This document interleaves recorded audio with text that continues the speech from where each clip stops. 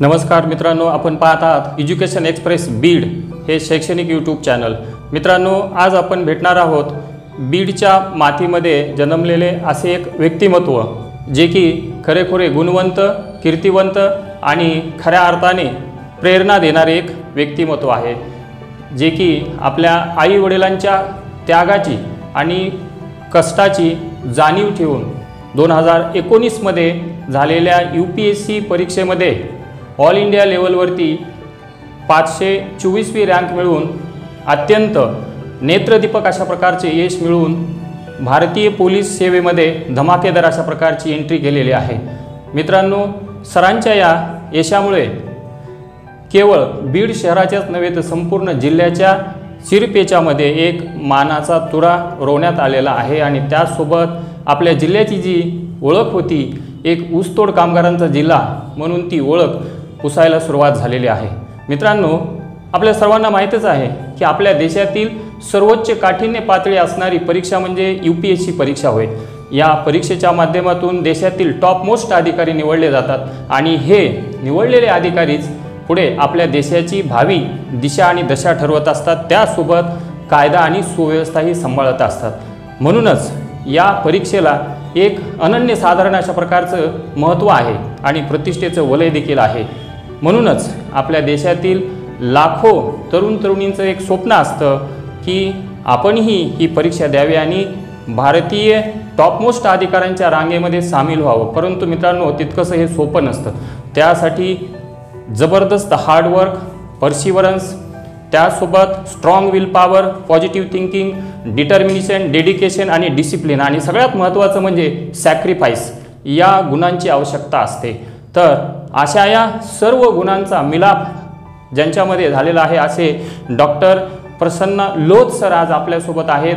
आज आपण त्यांना सविस्तरपणे मनमोकळे अशा गप्पा मारणार आहोत आणि त्यांच्याकडून यशाचा पासवर्ड म्हणजेच यशाचं रहस्य जाणून घेणार आहोत। चला तर मग मित्रांनो, भेटूयात सरांना।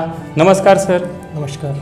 तर सर, सर्वप्रथम 11 सप्टेंबर आपला वाढदिवस असतो, तर या वाढदिवसाच्या आपल्याला खूप खूप शुभेच्छा आणि आपलं खूप खूप अभिनंदन देखील, कारण या वाढदिवसाच्या प्रसंगी देखील आपल्याला निरोगी आणि सुदृढ अशा प्रकारचं आयुष्य लाभो आणि आपल्या हातून या देशाची प्रदीर्घ काळ अशा प्रकारे सेवा घडो अशा प्रकारची ईश्वरचरणी एज्युकेशन एक्सप्रेस बीड हे अपेक्षा करत आहे। तर सर, सर्वप्रथम आम्हाला हे जाणून घ्यायला आवडेल की जेव्हा या परीक्षेचा रिझल्ट लागला आणि आपल्याला ही बातमी कळली, तेव्हा एवढ्या मोठ्या या प्रचंड यशानंतर आपल्या काय भावना होत्या सर? डोळ्यामध्ये आनंदाश्रू वगैरे आले का त्यावेळेला? प्रथमतः मी आपले आभार व्यक्त करतो की आपण माझ्याशी बोलून आपल्या यूट्यूबच्या माध्यमातून आज आपल्या जे विद्यार्थी मित्र आहेत, त्यांचे पालक आहेत किंवा सामान्य नागरिक आहेत, तर त्यांना मी कनेक्ट होतो आहे।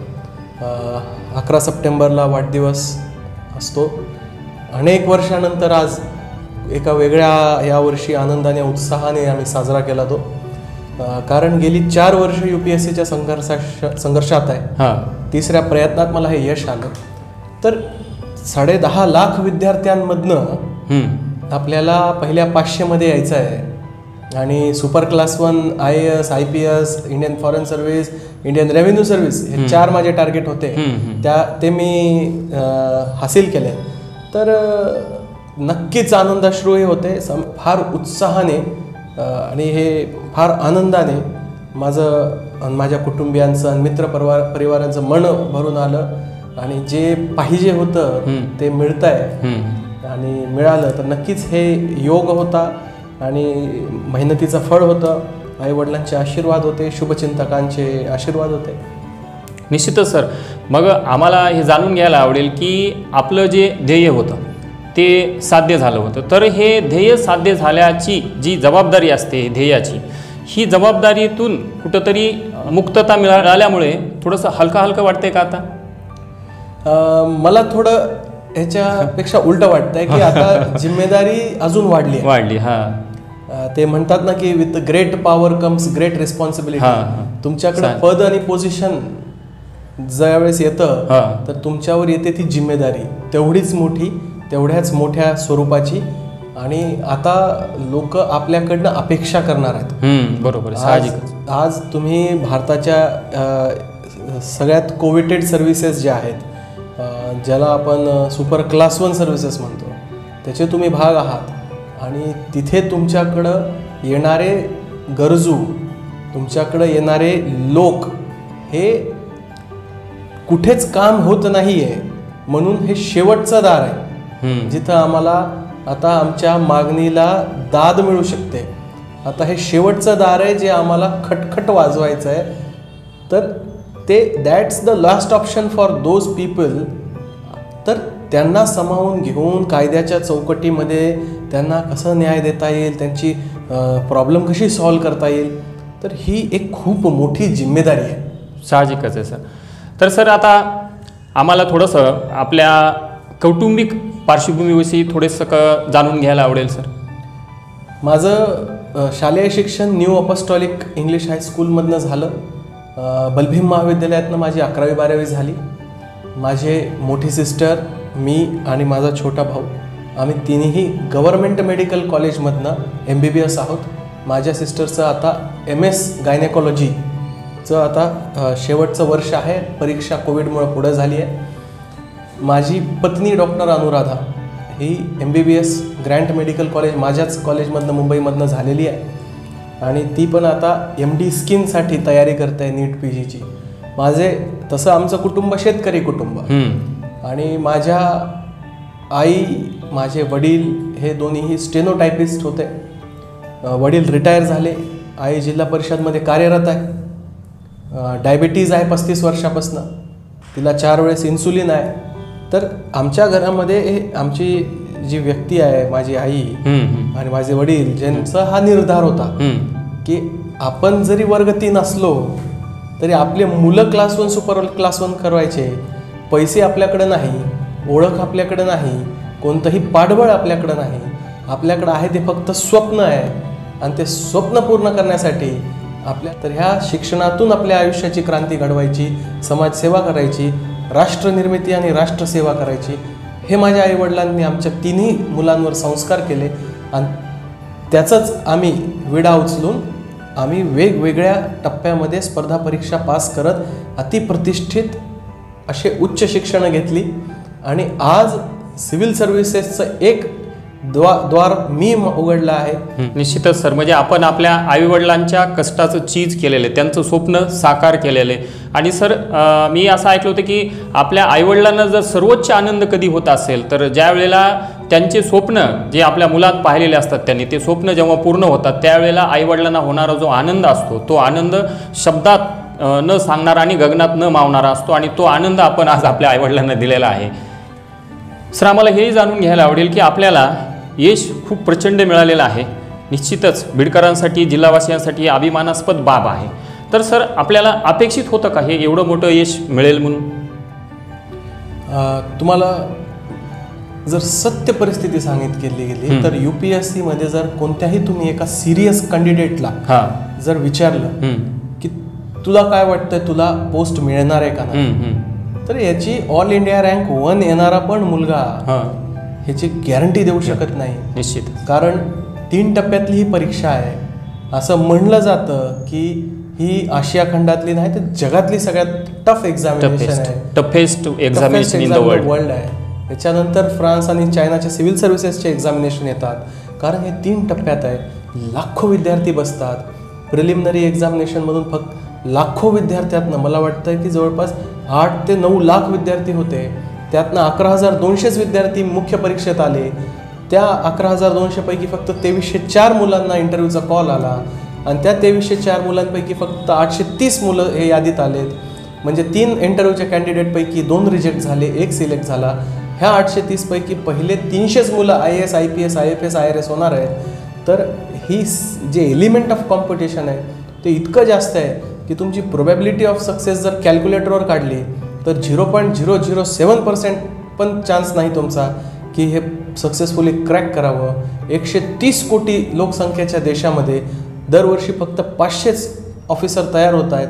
तर मग त्याच्यामध्ये तुम्ही रेशो काढा. तर ह्याच्यामध्ये मला असं वाटतं की मला कधीच ही गॅरंटी नव्हते आपलं हे होईल. पण जसं भगवद्गीतेत सांगितलं गेलं आहे, निष्काम कर्मयोग, की तुम्ही तुमचे कर्म करा, फळ तुमच्या हातात नाही. तर मी तेवढंच केलं की रिझल्टचं जास्त पर्वा न करता मी माझ्या हातात काय, तर मी माझा अभ्यास करू शकतो, मी माझे पेपर व्यवस्थित लिहू शकतो, मी इंटरव्ह्यूमध्ये व्यवस्थित उत्तरं देऊ शकतो, इमानदारीने माझी मेहनत करू शकतो, सातत्य असलं पाहिजे, कठोर परिश्रम करता येतात. तर जे माझ्या हातातल्या गोष्टी होत्या त्या मी अप टू मार्क केल्या. आणि एकदा मी परीक्षा संपवून परीक्षा केंद्राच्या बाहेर आलो तर माझं काय होणार आहे ह्याचे विचार मी काही केले नाही. आणि मी फक्त माझ्या बाजूने जेवढं होतं मी ते परफेक्ट दिलं. बाकीचं मग मी तेच म्हणतो की 1% का होईना ह्याच्यामध्ये एक लक फॅक्टर नावाची गोष्ट आहेच. निश्चितच सर, काही आपलं प्राथमिक शिक्षण आणि हायस्कूलचं शिक्षण कुठे झालं होतं? माझं न्यू अपॉस्टॉलिक इंग्लिश हायस्कूलमध्ये शिक्षण झालं होतं. आज आमची शाळा बंद झाली आहे. ती बीडमध्येच, इथेच बशीरगंजमध्ये ती शाळा होती आधी. आता बलभीम महाविद्यालयात 11वी-12वी झाली. खरं तर मी शाळेमध्ये बिलो ॲव्हरेज स्टुडंट होतो. जास्त अभ्यासात मला रस नव्हता. माझं गार्डनिंग, ॲग्रिकल्चरकडे खूप जास्त वळ होतं. 11वीत अभ्यास सुरू केला. माझी सेल्फ स्टडीची बैठक मी 4 तासाची 8 तास केली. ही 11वीत घडलं. आणि तिथून पुढं आजही माझी बैठक UPSCमध्ये 16 तासाची होती. निश्चितच सर, आपण खूप मेहनत घेतलेली आहे. सर, आपण एक डॉक्टर होतात, मेडिकल ऑफिसर होतात, तर आपल्या डोक्यामध्ये हा विचार कसा आला की आपण IPS व्हावं म्हणून? मला सिव्हिल सर्व्हिसेसमध्ये येण्याची इच्छा होती. मग ते IAS असो, फॉरेन सर्व्हिस असो, पोलीस सर्व्हिस असो किंवा रेव्हेन्यू सर्व्हिस असो. कारण हे 4 सर्व्हिसेस मिळून ह्या देशाच्या भाग्य आणि ह्या देशाची दिशा आणि दशा हे ह्याच्यासाठी फार महत्त्वाच्या सर्व्हिसेस आहेत. The trajectory of our country's progress is decided by these 4 services along with the administration definitely. पण सर्व्हिसेसमध्ये जी नोकरशाही आपण म्हणतो त्या बाजूमध्ये, ब्युरोक्रसीमध्ये ह्या 4 सर्व्हिसेसचा फार महत्त्वाचा रोल आहे. मला सिव्हिल सर्व्हिसेसला का यायचं हे प्रश्नाचं उत्तर मला माझ्या MBBS नंतर मी JJ हॉस्पिटलमध्ये अपघात विभाग प्रमुखमध्ये म्हणून काम करताना त्या कार्यकक्षेमध्ये मला जी अनुभव आली, मी जे माझे कर्तव्य बजावताना माझ्या समोरील मी ज्या गोष्टी बघितल्या त्यातनं आलं. माझ्याकडं दरवर्षी तेच पेशंट परत येत होते. त्याच गोवंडी, मुंब्रा, ह्या लालबाग, परळ ह्या भागातलेच मला पेशंट येत होते. तर मी या गोष्टींवर, अशा अनेक गोष्टींवर गहन विचार केला की बाबा खरंच एखाद्याचे आरोग्य हे फक्त एखादा आजार असणे किंवा नसण्यापुरतं मर्यादित नाही, तर त्याची सोशल अँगल आहे, त्याला इकॉनॉमिक अँगल आहे, त्याला एक शैक्षणिक अँगल आहे. मी काय करू शकत होतो डॉक्टर म्हणून? एखाद्याचं शैक्षणिक स्तर मला सुधारण्याची फार प्रचंड इच्छा आहे. तर माझे हात अपुरे पडत होते. म्हणून मी ह्या सिव्हिल सर्व्हिसेसच्या प्लॅटफॉर्ममध्ये आलो. सर, आता अनेक लोकांच्या तोंडी एक वाक्य येतं की सिव्हिल सर्व्हिसेसच्या परीक्षा म्हटलं की 16-16, 18-18 तास अभ्यास करावा लागतो. आपला काय अनुभव आहे? UPSCचा कोण एक सक्सेस मंत्र नाही आहे. मी बरेचसे मुलं बघितलेत की अत्यल्प अभ्यासात पण ते एक्झाम क्रॅक करतात. आणि मला स्वतःला ओळखत होतो की मला जास्तीत जास्त रिव्हिजन आणि जास्तीत जास्त प्रॅक्टिस करावी लागते. कारण पहिल्यापासून मी काय खूप अभ्यासू बुद्धी नाही आहे. तर त्यामुळं काय असायचं की माझे जे 5वी ते 10वी किंवा 11वी-12वीपर्यंतचे बेसिक्स होते ते तितके परिपक्व नव्हते जेवढे एखादा कॉन्व्हेंट स्कूलच्या विद्यार्थ्याचे असतात किंवा एखादा केंद्रीय विद्यालय, नवोदय विद्यालय, हे जे सेंट्रल इन्स्टिट्यूटचे स्कूल्स आहेत त्यांच्यामध्ये बेसिक्सवर फार भर दिलं जातं. बीडमध्ये त्या काळामध्ये, आजची शैक्षणिक परिस्थिती निश्चितच डिफरंट आहे, पण माझ्या वेळेस फाउंडेशनवर जास्त फोकस नव्हतं. त्यामुळे माझे फाउंडेशन कच्चे होते. मग त्यासाठी मला स्टडिंग आवर्स डेफिनेटली, मी तुम्हाला जसं सांगितलं की 16 तासाचा माझा टाईम टेबल होता. सकाळी 3 तास द हिंदू न्यूजपेपर वाचणे, करंट अफेअर्स चालू घडामोडीसाठी, 1 तास योजना किंवा द इंडियन एक्सप्रेस वाचणे. त्याच्यानंतर माझं 6 तासाचं लिखाण असायचं आणि 6 तासाचं माझं वाचन असायचं. मग ते वेगवेगळे विषय असतील, रिव्हिजन असतील. तर 16 आवर्स हे माझं स्टडीचं टाईम टेबल होतं. काही लोक माझ्यापेक्षा जास्तही करत होते आणि काही लोक माझ्यापेक्षा कमी करत होते. या तिन्ही श्रेणीतले मुलं किंवा मुली यावर्षी लिस्टमध्ये आहेत. तर किती तास बसावं याच्यापेक्षा जास्त तुम्ही क्वालिटी ऑफ आवर्स किती बसतायत त्याच्यावर महत्त्व द्या. तुम्ही सेल्फ स्टडी किती करतायत फक्त कोचिंग क्लास किंवा कोचिंगच्या नोट्सवर निर्भर न राहता तिथं जे शिकवलं गेलं त्याला येऊन परत सराव करणे, स्वतःच्या नोट्स काढणे, त्याला शॉर्ट करणे आणि त्याला रिवाईज करणे हे महत्त्वाचं आहे. निश्चितच सर. बघा आम्हाला ही म्हणजे या एक्झामिनेशनसाठी जी मुलं कॉन्व्हेंटला शिकलेली आहेत त्यांना थोडा जास्त बेनिफिट होतो का आपल्या मराठी माध्यमाला शिकणाऱ्या विद्यार्थ्यांपेक्षा? मी परत तुम्हाला सांगितलं की जे फाउंडेशन असतं ते फाउंडेशन फार महत्त्वाचं आहे. UPSCमध्ये अनेक गरीब घरातली आणि माझे वैयक्तिक मित्र आहेत जे जिल्हा परिषद शाळेवर शिकून यावर्षी यादीमध्ये आहेत. तर एक हेड स्टार्ट बेनिफिट नक्कीच असतं. जे केंद्रीय विद्यालय, नवोदय विद्यालय किंवा कॉन्व्हेंट स्कूलचे आहेत ते जे सुरुवातीची बेनिफिट म्हणतो ना आपण की एक दौड सुरू झाली आणि दौड सुरू झाल्यानंतर पहिल्या 10 सेकंदामध्ये त्या मुलांना नक्कीच जास्त ग्रीप असते. पण जर तुम्ही फोकस्ड आहात, हार्डवर्किंग आहात आणि सातत्याने अभ्यास करत आहात तर या गोष्टी लाँग रनमध्ये मॅटर करत नाही आणि UPSCची लढाई ही लाँग रन आहे. सर आपण सिव्हिल सर्व्हिसेसमध्ये IPS झालात, हे आपल्याला जे विद्यार्थी पाहत आहेत त्यांना हे जाणून घ्यायला आवडेल की हे नेमकं IAS, IPS किंवा IFS हे क्लासिफिकेशन नेमकं कोणत्या स्टेजला होतं? UPSC नोटिफिकेशन ज्यावेळेस देतं त्यावेळेस आपल्याला नंबर ऑफ वॅकन्सीज देऊन टाकतं की यावर्षी इतक्या सीट्स IAS आहेत, इतक्या IPSच्या वॅकन्सीज आहेत, इतक्या फॉरेन सर्व्हिसच्या आहेत आणि इतक्या रेव्हेन्यू सर्व्हिसच्या आहेत. आता याच्यामध्ये तुम्ही स्पर्धा देतात, स्पर्धा परीक्षेत तुम्हाला मार्क मिळणार आहे, तुमची जी कंपॅरिझन आहे तुम्हाला जज तुमच्या मार्कवर केलं जाणार आहे आणि त्यानुसार मेरिट लागणार आहे. मेरिटमध्ये येणाऱ्या मुलांचं इंटरव्ह्यू आधी, इंटरव्ह्यू होण्याच्या आधी मुख्य परीक्षा पास झाल्यानंतर डिटेल्ड ॲप्लिकेशन फॉर्म DAF ज्याला आम्ही डॅफ म्हणतो पार्ट 2 हे भरून घेतलं जातं. त्याच्यामध्ये तुम्ही तुमचे सर्व्हिस प्रेफरन्स देतात की मला माझ्या क्रमांकानुसार पहिली ही सर्व्हिस अपेक्षित आहे, दुसरी ही, तिसरी ही, अशा 24 सर्व्हिसेस आहेत टोटल. तर तुम्ही त्या 24 सर्व्हिसेस एक सिक्वेन्समध्ये देतात. त्याच्यानंतर इंडियन ॲडमिनिस्ट्रेटिव्ह सर्व्हिस आणि इंडियन पोलीस सर्व्हिस याच्यासाठी तुम्ही तुमच्या स्टेट प्रेफरन्स देतात की मला ह्या राज्यामध्ये काम करायला आवडेल, मग नंतर ह्या असं प्राधान्य असेल. तर हे तुमचा इंटरव्ह्यूच्या आधीच घेऊन त्यांनी भरलेलं असतं, त्यांच्याकडे सबमिटेड असतं. इंटरव्ह्यू होतं आणि तुमची यादीत नंबर येतो. आता जे ऑल इंडिया रँक 1 आहे तिथून सुरुवात करतात की याला ही सर्व्हिस पाहिजे आणि हा राज्य पाहिजे. तर तसं त्याच्यामध्ये रिझर्वेशनही आहे. तशा त्या प्रकारे त्या प्रपोर्शनमध्ये त्या वॅकन्सीज अनुसार त्यांना सर्व्हिस अलॉटमेंट होतं आणि त्याच्यानंतर स्टेट अलॉटमेंट होतं. निश्चितच जी मुलं इकडं म्हणजे सिव्हिल सर्व्हिसेसकडं जाण्याचा विचार करतात त्यांना अगोदर हा मुद्दाच क्लिअर होत नाही की नेमकं हा काय प्रकार असतो, नेमकं IPS कसं होतात आणि IAS कसे होतात किंवा आणखीन दुसऱ्या जे सिव्हिल सर्व्हिस तिकडं कसे जातात. तर त्याबद्दल आपण सविस्तर मार्गदर्शन केलं, त्यामुळं निश्चितच जे काही आपल्याला विद्यार्थी पाहत आहेत त्यांचं जे कन्फ्युजन आहे ते क्लिअर झाल्याशिवाय राहणार नाही. तर सर या सिव्हिल सर्व्हिसेसच्या अभ्यासाची सुरुवात जी आहे ती नेमकी सुरुवात कुठून करायला पाहिजे?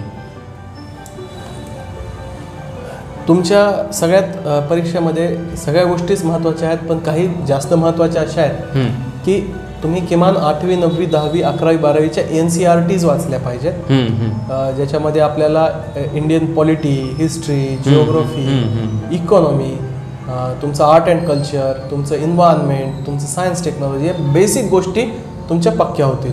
त्याच्यानंतर काही स्टँडर्ड टेक्स्ट बुक्स आहेत, जसं M लक्ष्मीकांत आहे पॉलिटीसाठी, रमेश सिंग आहे इकॉनॉमीसाठी, काही कोचिंग क्लासेसच्या चांगल्याही नोट्स आहेत आणि वृत्तपत्र, न्यूजपेपर, जे म्हणलं जातं की स्टँडर्ड द हिंदू न्यूजपेपर आहे, तर योजना मॅगझिन आहे.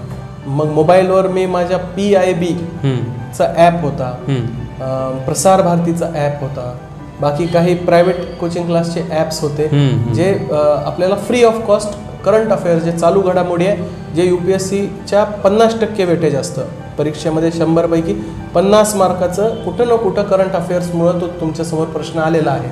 ज्याही काही भारताच्या अनुषंगाने इंडिया रिलेटेड जे काही सिग्निफिकंट गोष्टी आहेत ते तुम्हाला करंट अफेअर्समध्ये नक्कीच निश्चितच म्हणजे शालेय लेवलच्या ज्या बेसिक कन्सेप्ट आहेत तिथून सुरुवात करायला पाहिजे. सर अशा अनेक विद्यार्थी असतात ग्रामीण भागामध्ये राहणारे, खेड्यात राहणारे, त्यांच्या पण मनामध्ये कुठंतरी एक सुप्त इच्छा असते की आपणही या आपल्या देशाच्या सिव्हिल सर्व्हिसेसमध्ये जावं आणि त्या व्यवस्थेचा एक भाग व्हावा. परंतु त्यांच्या मनामध्ये एक हीन भावना असते की आपण खेड्यातले, आपण ग्रामीण, आपल्याला काही माहीत नाही, आपल्याला इंग्रजी येत नाही. मग ही जी हीन भावना आहे, या हीन भावनेमुळे ते इथपर्यंत येण्याचं धाडस दाखवत नाही. तर अशा विद्यार्थ्यांना आपण काय सांगाल? 830 मुलं या सिलेक्शन यादीमध्ये यावर्षी आहेत. मला असं वाटतं आहे की 50% हे कुठे ना कुठे ग्रामीण भागातले मुलं आहेत, किंबहुना जास्तही असू शकतात. कारण शहरी भागामध्ये जे महानगर आहेत, मुंबई असेल, हे असेल, तिथे सिव्हिल सर्व्हिसेसचं ओरिएंटेशन थोडं कमी दिसतं. कारण तिथं उद्योग आणि व्यापार आणि कॉमर्स स्ट्रॉंग आहे. जिथं कॉमर्स स्ट्रॉंग असतं, बिझनेस स्ट्रॉंग असतात, तिथं मेडिकल, इंजिनिअरिंग आणि सिव्हिल सर्व्हिसेस ओव्हरऑल कमी असतं. तर ग्रामीण भागातल्या मुलांनी कोणत्याच प्रकारचं न्यूनगंड पाळू नये.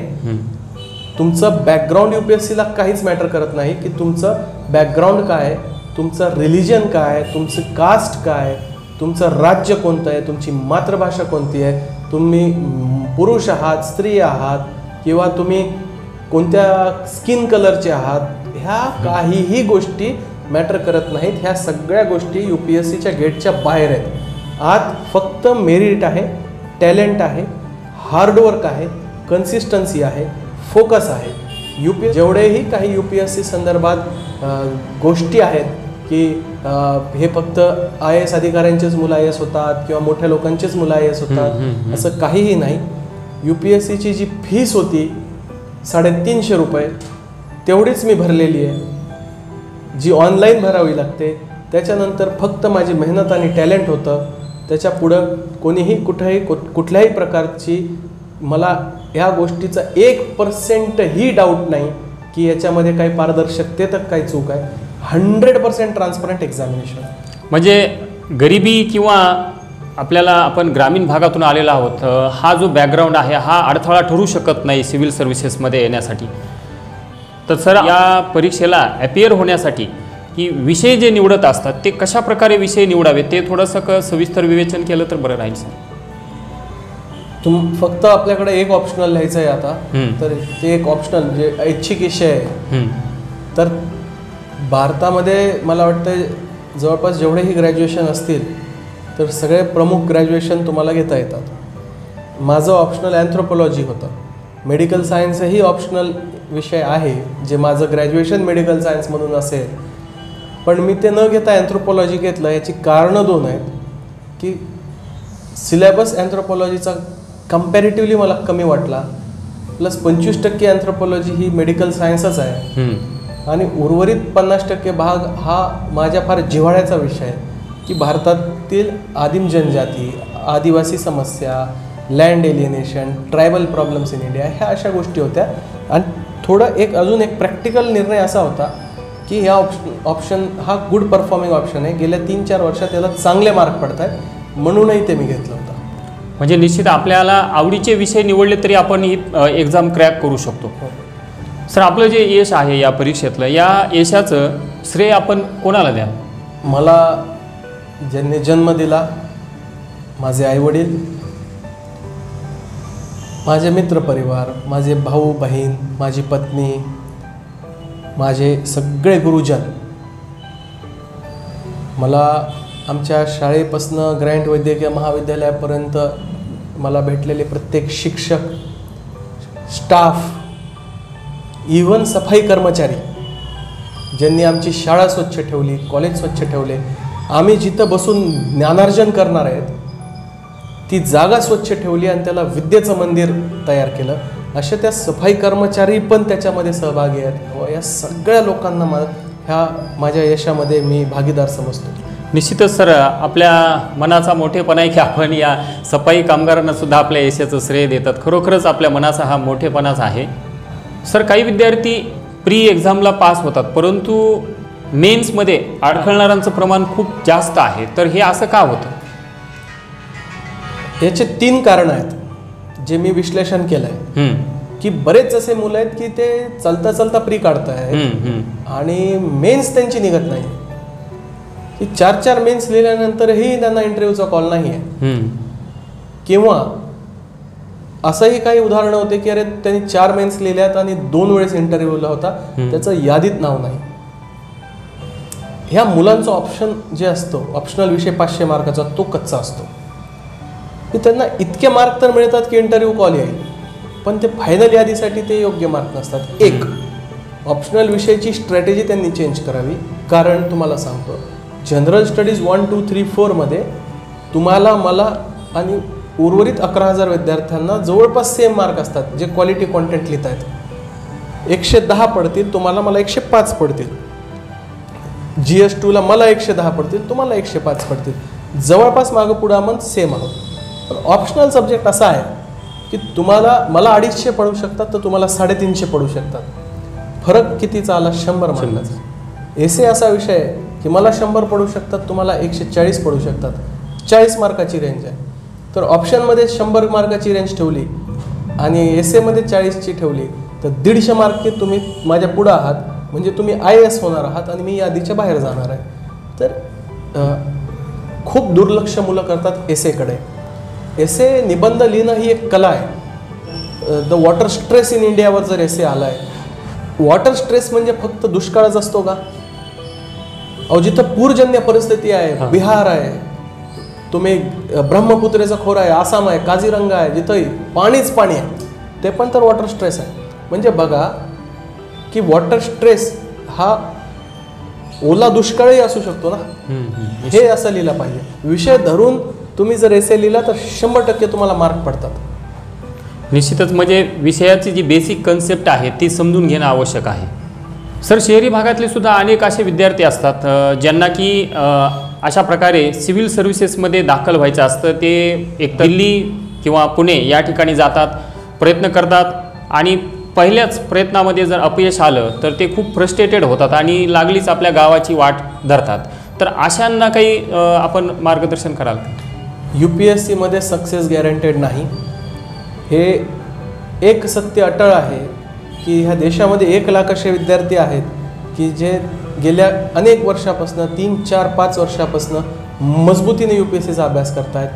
पण 500 सीट दरवर्षी निघणार आहेत, त्यातले फक्त 500च मुलं सिलेक्ट होणार आहेत. तर probability of success is very low. पण त्याचा अर्थ असा नाही की आपण ट्राय नाही केला पाहिजे. तुम्ही एक चांगली व्यवस्थित प्रोफेशनल डिग्री घ्या. ती वैद्यकीय असेल, इंजिनिअरिंग असेल, चार्टर्ड अकाउंटन्सी असेल, आर्किटेक्चर असेल, परफॉर्मिंग आर्ट्स असेल, MBA असेल, ज्याच्यामध्ये तुम्ही जर UPSCत फेल झाला तर तुमच्या आयुष्याची फायनान्शियल सिक्युरिटी ही स्टेबल असेल, तुमच्या भविष्याची रोजीरोटीची गाठ तुम्ही बांधून ठेवलेली आहे आणि त्याच्यानंतर तुम्ही या UPSCच्या प्रवासात उडी मारा. आणि UPSC मला क्रॅकच करायची आहे ही मानसिकता ठेवू नका. UPSC म्हणजे आयुष्य नाही. UPSCच्या पलीकडे खूप सुंदर जग आहे. अपयश येतात, आलेच पाहिजेत. अपयशासारखा गुरु कोणता नाही. Success is a very bad teacher. Success तुम्हाला काहीच शिकवत नाही. तुमच्या डोक्यात एक अभिमानाची हवा मारून जातो. अपयश तुम्हाला आत्मचिंतन करण्यासाठी प्रवृत्त करतं. निश्चितच, म्हणजे सर, अपयश आलं तर खचून नाही गेलं पाहिजे आणि यश मिळाल्यास देखील हुरळून नाही गेलं पाहिजे. आपले पाय जमिनीवर ठेवले पाहिजे. जसं की आपण आमच्यासारख्या अतिशय एक सर्वसाधारण जे चॅनल आहे, गेल्या 6-7 महिन्यापूर्वी सुरू झालेलं एज्युकेशन एक्सप्रेस बीड, त्यांना आपण अतिशय आपला मौल्यवान अशा प्रकारचा वेळ दिला आपण. सर, आपण भारतीय पोलीस सर्व्हिसमध्ये दाखल झालेले आहात, तर या क्षेत्रातील आपला रोल मॉडेल कोण आहे? देशाचे पहिले गृहमंत्री सरदार वल्लभभाई पटेल, जे father of civil services, Indian civil services म्हणून मानले जातात, ज्यांनी IAS IPS अधिकाऱ्यांना steel frame of this country म्हटलं होतं. ते मेटकाल्फ हाऊसमधलं आजही त्यांचं भाषण आहे की त्यांनी एक सांगितलं होतं की ह्या देशाला एक संघ ठेवणारे ह्या 2 सर्व्हिसेस आहेत. माझे हे सगळे कॅन्डिडेट फेलो प्रोबेशनरी ऑफिसर देशातल्या वेगवेगळ्या भागातनं आलेत आणि देशाच्या वेगवेगळ्या भागात जाणार आहेत. भारताच्या संविधानाचं, कायद्याच्या राज्याचं आणि प्रोसिजर एस्टॅब्लिश्ड बाय लॉ ह्या अशा तत्वांना प्रत्येक राज्याच्या कानाकोपऱ्यात जाऊन जो शेवटचा गरजू आहे, जो शेवटचा व्यक्ती आहे, त्या रांगेतल्या शेवटच्या व्यक्तीपर्यंत ते हक्क अधिकार पोहोचवतील, तर ते माझे रोल मॉडेल आहेत. सर, आपण जेव्हा या सिव्हिल सर्व्हिसेसची तयारी करण्यासाठी दिल्लीला जायचा निर्णय घेतला, तर मी आपल्या एका मुलाखतीमध्ये ऐकलं की आपण जेव्हा दिल्लीला जायचा निर्णय घेतला तेव्हा आता साहजिकच आहे, आपण विवाहित आहात, त्यामुळे पत्नीपासून दुरावा होणारच होता. तर हा प्रसंग नेमका आपल्यासाठी कसा होता, किती भावनिक होता? माझं तसं लव कम अरेंज मॅरेज असल्यामुळं आम्ही दोन्हीही, माझी वाईफ आणि मी, आमची बॉन्डिंग ही फार स्ट्रॉंग आहे. आणि ती स्ट्रॉंग असल्यामुळं हे माझ्या पत्नीचं वाक्य आहे की साहेब, मी आपलं हे प्रेम तुमची कमजोरी होऊ देणार नाही, तुमची मी ताकद करणार आहे. हे आपली बॉन्डिंग, हे आपलं दुरावा, हे आपलं विभक्त असणं, ही तुमची कुठे कमजोरी होणार नाही. तुम्ही प्रत्येक दिवशी ह्या गोष्टीचं एकदा स्मरण करा की तुम्ही का दिल्लीला चाललात आणि त्याची काय किंमत मी पण मोजते. ह्या त्यागाची किंमत तुम्ही रोज एकदा स्मरणात आणा. एका क्षणासाठी तुमचं पूर्ण दिवस तुम्ही इमानदारीने अभ्यास कराल. मला तुमची कमजोरी नाही, मला तुमची ताकद व्हायचं आहे. आणि तसंच तिनं केलं, ती माझी ताकदच बनली. माझ्या आईनं मला वचन दिलं होतं की माझी जरी 35 वर्षाचं डायबिटीस झालं आहे, इन्सुलिन रेझिस्टन्सच्या शेवटच्या स्टेजला आहे, माझी अँजिओप्लास्टी झालेली आहे, पण बेटा तू तिकडं जाऊन व्यवस्थित अभ्यास कर, मी तुला शब्द देते, तू परत यशस्वी असण्याचं चंदन लावून ज्यावेळेस कपाळावर येशील तोपर्यंत मी जीव सोडणार नाही. तू इथलची काळजी करू नकोस, मी तुला ओवाळण्याचं ताट घेऊन रिसीव करणार आहे, तू निश्चिंत जा. तर हे त्याग आणि ही भावनिकता ही माझी ताकद ठरली. निश्चितच म्हणजे आपल्या यशाच्या पाठीमागे आपल्या पत्नीचा खूप मोठा सॅक्रिफाईस आहे आणि आईचा देखील. सर, आता आपण आपलं जे ध्येय होतं ते ध्येय साध्य केलेलं आहे. आता एक ध्येय साध्य झाले, पण यापुढे देखील आपलं काही ध्येय आहे का आणखी? माझं असं एक मत आहे की आता आपल्या माध्यमातून मला सगळ्यांना सांगायचं आहे, बीड जिल्ह्यातल्या तर लोकांना नक्कीच सांगायचं आहे की आपल्या समाजामध्ये माझा मुलगा सेटल झाला किंवा माझा मित्र सेटल झाला किंवा अमका दमका सेटल झाला हे अभिमानाने सांगतात. मला असं वाटतं की हे फार चुकीची गोष्ट आहे. माणूस सेटल झाला म्हणजे माणूस संपला, तो थांबला, तो आखुडला, तो अजून काहीतरी मोठा झाला असता. तुमचा मुलगा इंजिनियर होऊन जर पुढे अजून शिकला असता तर आईन्स्टाईन झाला असता, न्यूटन झाला असता, पण तुम्ही त्याला नोकरी करायला लावली आणि तो तिथं थांबला. आयुष्यात नेहमी अनसेटल्ड राहायला पाहिजे. मला क्लास 1 अधिकाऱ्याची पोस्ट होती, पण मी सेटल झालो नाही. नक्कीच आता मला सुपर क्लास 1ची पोस्ट मिळाली आहे, तरीही मी सेटल होणार नाही. माझं जे क्षेत्र आहे, माझं जे ध्येय आहे ते पदानुसार वाढत जातं. मी बीड जिल्ह्याच्या एका छोट्या फॅमिलीमध्ये, एका छोट्या शाळेतनं प्रवास सुरू केला आहे. जग बघितलं, सगळ्यात प्रतिष्ठित इन्स्टिट्यूशनमधून ग्रॅज्युएट झालो, आज सगळ्यात प्रतिष्ठित नागरी सेवामध्ये आहे.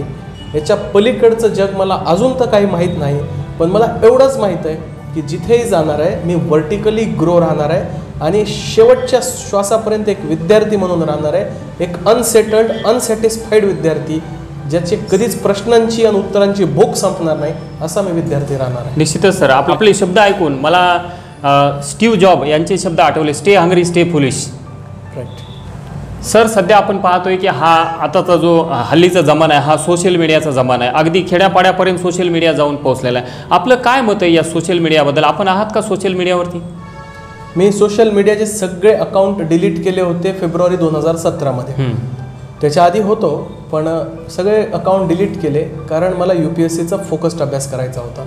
मी एक साधा मोबाईल घेतला, एक टॅब घेतला ज्याच्यात कोणतंही सिम नव्हतं. लायब्ररीच्या वायफायमध्ये फक्त UPSC रिलेव्हंट मटेरियल मी त्याच्यावर अभ्यास केला आणि सोशल मीडियाचा त्याग केला. रिझल्ट लागल्यानंतर माझ्या पत्नीच्या आग्रहामुळं मी परत 1-2 सोशल सामाजिक माध्यमांवर आलो आहे. पण ते पण मी फक्त माझ्या कोणतेही पेज वगैरे न क्रिएट करता आपले जे जवळचे माझे ग्रॅज्युएशनचे मित्रपरिवार आहे त्यांच्याशी कनेक्टेड आहे. जास्त वेळ मी देत नाही कारण सोशल मीडियावर जो टाइमपास आहे तो नॉन प्रोडक्टिव्ह टाइम जातो. त्यातनं तुम्हाला काहीही भेटत नाही, काही फायदा नाही, म्हणून सीमित वेळ त्याच्यावर असतो. निश्चितच म्हणजे सर, ज्यांना कुणाला जीवनात यश मिळवायचे त्यांनी अगोदर सोशल मीडियाचा त्याग केला पाहिजे, सॅक्रिफाईस केला पाहिजे, त्याशिवाय जीवनामध्ये कुठलीही गोष्ट साध्य होणार. सर, आपल्याला यश प्रचंड मिळालेले, डोंगरा एवढं यश मिळालेलं आहे, परंतु यासोबतच लहानपणापासून म्हणा किंवा सध्या आपल्याला काही छंद वगैरे आहेत का? हो, तर मला छंद असला पाहिजे, जोपासला पाहिजे आणि तो मोठा केला पाहिजे. कारण छंद असणारा व्यक्ती हा कंप्लीट माणूस असतो, कंप्लीटनेस असतं. कुकिंगची मला प्रचंड हॉबी आहे, गार्डनिंगची मला प्रचंड हॉबी आहे, आणि डोमेस्टिकेट पेट्स जे पाळीव प्राणी असतात, कुत्रा, मांजर, हे ह्यांच्यामध्ये मला फार मन लागतं. गाई, म्हशी, बैल, रस्त्यावर चालणारे जे स्ट्रे ॲनिमल्स आहेत त्यांच्याप्रतीही जिव्हाळा आहे. कारण ते खूप स्ट्रेस बस्टर असतात, खूप पॉझिटिव्ह एनर्जी देतात. माझं असं वैयक्तिक मत आहे की मी नाराज असताना माझे सगळे प्राणी नाराज मला दिसायचे, मी आनंदी असताना ते आनंदी असायचे. इतकं अनकंडिशनल आणि नितळ प्रेम आज माणसाला माणसाकडून मिळत नाही, ते मुक्या जनावरांकडे मिळतं. निश्चितच सर, असं म्हणतात की आपण जर प्राण्यांना प्रेम लावलं तर ते माणसापेक्षाही आपल्यावर जास्त प्रेम करतात, त्यांनाही माणसाच्या भावना समजतात. सर, आपण एक मेडिकल ऑफिसर आहात. सध्या आपण पाहतोय या कोविडने सर्वत्र जगभर धुमाकूळ घातलेला आहे, तर याच्या संदर्भात थोडंसं मार्गदर्शन कराल तर अधिक चांगलं राहील. प्रथमतः जे कोविड हे एक महामारी आलेली आहे त्याच्यात बळी ठरलेले जे आमचे देशाचे किंवा या जगातले जे कोणी ज्यांनी मृत्यू ज्यांचा झाला किंवा मॉर्बिडिटीज आल्या त्यांच्यासाठी माझे श्रद्धांजली आहे. हे दुर्दैवी आहे की ह्या महामारीमध्ये अनेकांची घर उद्ध्वस्त झाली, ज्यांचे जीव गेले नाही त्यांची जीविका गेली, जे मायग्रंट वर्कर असतील त्यांचे आयुष्य उद्ध्वस्त झाली. तर ह्या कोविडचे परिणाम जरी कोविड निघून गेला तरी येत्या 3-4 वर्षापर्यंत जगात दिसणार आहेत. अर्थव्यवस्था आहे, समाजव्यवस्था आहे, गव्हर्नन्स इश्यू आहेत, सगळ्या प्रकारच्या प्रॉब्लेम्स आता हे कोविड गेल्यानंतर समजणार. तर कोविडमध्ये आपण काय करू शकतो, तर कोविडमध्ये जे गव्हर्नमेंट गाईडलाईन्स आहेत त्याचं फॉलो आपण केला पाहिजे. आता आम्ही एका पर्सनल स्पेसमध्ये बसलो आहेत, लांब बसलो आहेत, आणि आपण दोघंही कमी वयोगटातले असल्यामुळं मी मास्क वापरत नाही, पण मी या रूमच्या बाहेर गेल्या पहिले मास्क घालणार आहे. निश्चित. हँड सॅनिटेशन आपण आल्या आपण मला सॅनिटायझर दिलं. ह्याच छोट्या छोट्या गोष्टी लक्षात ठेवायच्या आहेत की तुम्ही रेस्पायरेटरी हायजीन, तुम्ही हँड सॅनिटेशन करा, मास्क वापरा, गर्दीचे ठिकाणं टाळा. आपल्या घरातली जी वयोवृद्ध मंडळी आहे त्यांची फुफ्फुसं ही कमजोर असतात वयामुळे, त्यांची विशेष काळजी घ्यावी. आणि साईन सिम्पटम येताच पहिले जाऊन टेस्ट करून घेणं. सगळ्या शासकीय रुग्णालयांमध्ये फ्री ऑफ कॉस्ट आहे. ट्रीटमेंट त्वरित सुरू करणं आणि स्वतःला आयसोलेट करणं. अजून एक तुमच्या माध्यमातून मला सांगायचं आहे की असं दिसतंय, कोणतीही ऑफिशियल स्टडी नाही आहे, हे फक्त ऑब्झर्वेशन आहे माझ्या आणि माझ्या काही मित्रांचं जे आता हे ट्रीट करत आहेत, कोविड लढा लढत आहेत, की कोविड व्हायरसपेक्षा जास्त भीतीमुळं लोकांचा मृत्यू होतो आहे. निश्चितच. तर ह्याला घाबरू नका. हे एक निमोनिया व्हायरस आहे. तुम्हाला आयुष्यात कधी सर्दी पडसं झालं नाही का? दुसऱ्या लोकांना फुफ्फुसात इन्फेक्शन झालं नाही का? ट्युबरक्युलोसिस त्याच्यापेक्षाही घातक बॅक्टेरिया आहे जे फुफ्फुसाला आतून पोखरतो, त्यामुळं तर कोणाला हार्ट अटॅक येत नाही आहे. तर तुम्ही जागृती ठेवा, जनजागृती असू द्या, अवेअरनेस असू द्या. भीती करण्याचं, पॅनिक करण्याचं काहीही कारण नाही. दक्षता सगळी घ्या, पथ्य सगळी पाळा, पण घाबरू नका. निश्चितच सर, आपण अत्यंत मौल्यवान अशा प्रकारचं या कोविडच्या संदर्भात मार्गदर्शन केलेलं आहे. मित्रांनो, आपण पाहत आहात एज्युकेशन एक्सप्रेस बीड हे शैक्षणिक यूट्यूब चॅनल. अशाच प्रकारे नवीन नवीन मुलाखती पाहण्यासाठी आमचं एज्युकेशन एक्सप्रेस बीड हे शैक्षणिक यूट्यूब चॅनल सबस्क्राईब करा, लाईक करा आणि शेअर करा. तर सर, आता आपल्याला जॉईनिंग लेटर येईल, आपण जाऊन ड्युटी जॉईन कराल, परंतु त्या अगोदर असं रिलॅक्सेशनसाठी काही प्लॅनिंग वगैरे केलेलं आहे का? सर्व्हिसमध्ये गेल्यानंतर वेळ निश्चितच मला इतका फ्री वेळ मिळणार नाही याची मला कल्पना आहे. ग्रॅज्युएशन त्यानंतर तिथे जॉब या निमित्ताने मी घरून फार लांब राहिलो आहे, मुंबईत राहिलो आहे. गेली 10 वर्ष मुंबईत होतो, 3 वर्ष दिल्लीत होतो. तर आता थोडं आईवडिलांबरोबर वेळ मी काढतो आहे. आज सकाळीच बिंदुसरा धरण आपलं वाहून गेलं, चादरेवरून पाणी पडतं आहे, असा हा सुंदर दृश्य होतं. सकाळीच आईला मी घेऊन गेलो. तर आता आईवडिलांबरोबर मी वेळ घालवणार आहे, कारण पुढे परत आयुष्यात बिझी होण्याआधी जे माझ्या मागच्या 10-13 वर्षातले मेमरीज ज्या कमी होत्या आईवडिलांसोबत त्या परत रिक्रिएट करतोय, घरी जास्त वेळ देतोय, कुकिंग मी करतोय, माझ्या हातातनं स्वयंपाक करून आईवडिलांना खाऊ घालतोय आणि आता फॅमिलीला वेळ देतोय.